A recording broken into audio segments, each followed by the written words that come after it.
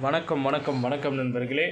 அமைச்சர் செந்தில் பாலாஜி குறித்து சற்று முன் வெளியான அண்மை செய்தி பற்றி தான் இந்த வீடியோவில் பார்க்க போகிறோம். அமைச்சர் செந்தில் பாலாஜி அவர்களை காவலில் எடுத்திருக்காங்க. ஸோ நீதிமன்ற காவல் வந்து பார்த்திங்கன்னா சட்டத்திற்கு விரோதமானது அப்படின்னு சொல்லி மேல்முறையீடு செஞ்சுருக்கிறாங்க.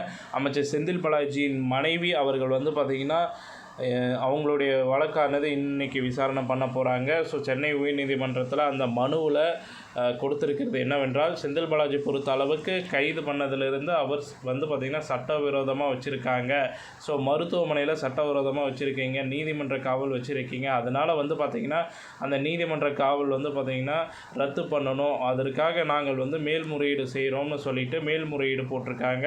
இருந்தாலும் வந்து பார்த்திங்கன்னா சென்னை உயர்நீதிமன்றத்தில் இந்த கேஸ் நடந்த வரைக்கும் வந்து பார்த்திங்கன்னா அதை பொறுத்தளவுக்கு அமர்வு நீதிமன்றத்தில் தான் இப்போ வரைக்கும் இந்த கேஸ் நடந்துகிட்ருக்கு. அங்கே நடக்கிற அந்த கேஸுக்கும் எங்களுக்கும் வந்து பார்த்திங்கன்னா சென்னை நீதிமன்றத்தில் வழக்கு போட்டிருக்கிறாங்க. ஸோ அங்கே இன்றைக்கி வந்து பார்த்திங்கன்னா கேஸ் நடக்குதுங்க. ஸோ அந்த கேஸ் பொறுத்த அளவுக்கு முடிஞ்சுன்னே சொல்லலாங்க. செந்தில் பாலாஜி வீடியோ கான்ஃபரன்சிங் மூலிமா வந்து பார்த்திங்கன்னா பேசுவதற்கும் அங்கு வாய்ப்புகள் இருக்குது. ஆல்ரெடி சென்னை அமர்வு நீதிமன்றத்தில் நீதிபதிகள் வந்து கேட்டிருந்தாங்க, உங்களுக்கு போலீஸ் பாதுகாப்பு போதுமா இல்லை இன்னும் வேணுமா அப்படின்ற மாதிரி கேட்டிருந்தாங்க. அது மாதிரி எல்லாம் வந்து பார்த்திங்கன்னா சென்னை அமர்வு நீதிமன்றத்தில் கேட்டிருந்தாங்க. ஸோ அதற்கு பின்பாக இப்போ சென்னை உயர்நீதிமன்றத்தில் இதற்கு நீதிபதிகள் இன்றைக்கி வீடியோ காலில் வந்து பார்த்திங்கன்னா செந்தில் பாலாஜியிடம் பார்ப்பதற்கும் நாங்கள் வாய்ப்புகள் இருக்குது. ஏன்னா நீதிமன்ற காவல் வந்து பார்த்திங்கன்னா இப்போ வரைக்கும் சிறைப்பட்டிருக்கிறாரு.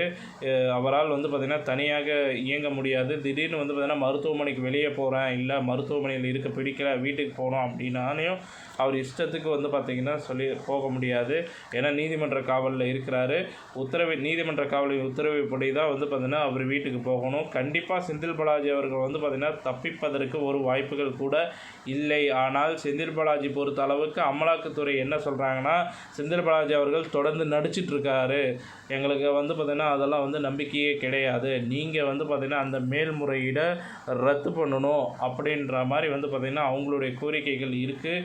ஏன் அப்படின்னா நீதிமன்றத்தில் காவலில் வந்து பார்த்திங்கன்னா இருக்கிறது சரிதான் அப்படின்ற பட்சத்தில் அமலாக்கத்துறை வந்து பார்த்திங்கன்னா சொல்லியிருக்காங்க, என்கிட்ட எப்படி எவிடன்ஸ் இருக்கும், இப்படி எவிடன்ஸ்லாம் இருக்கும்போது எப்படி வந்து இந்த மாதிரிலாம் நடக்கும், இந்தியாவிலே இந்த மாதிரி ஒரு கேஸ் நாங்கள் ஹேண்டில் பண்ணதே கிடையாது.